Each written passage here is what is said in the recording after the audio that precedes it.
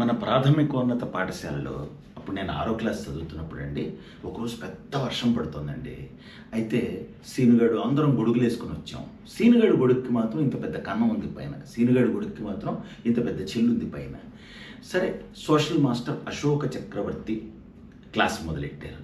సీనుగాడు గొడుగు చూసి, ఎరా సీను, ఆ గొడుగు ఆ కన్నం ఏంట్రా, ఆ గొడుగుకి ఆ పైన కన్నం ఏంటి అంటే, అది కాదు మాస్టరు, ఇప్పుడు వర్షం పడుతుందా, వర్షం ఎప్పుడు ఆగిపోతుందో తెలవడానికి పైకి చూసి మనకు తెలవాలి కదా, గొడుగు మూసేయాలంటే పైన చూసి మనం ఎప్పుడు వర్షం ఆగిపోతుందో తెలవాలి కదా, అందుకని నేనే పెట్టాను, కన్నం నేనే పెట్టాను అన్నాడు.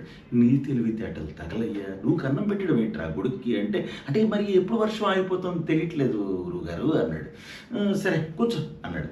ఒరేయ్ సీను, ఇవాళ ఎవరైనా నీకు తెలిసిన ముగ్గురు చక్రవర్తుల పేరు చెప్పు అన్నాడు. వాడు వెంటనే జేడీ చక్రవర్తి, కళ్యాణ్ చక్రవర్తి, మిథున్ చక్రవర్తి అని చెప్పేసి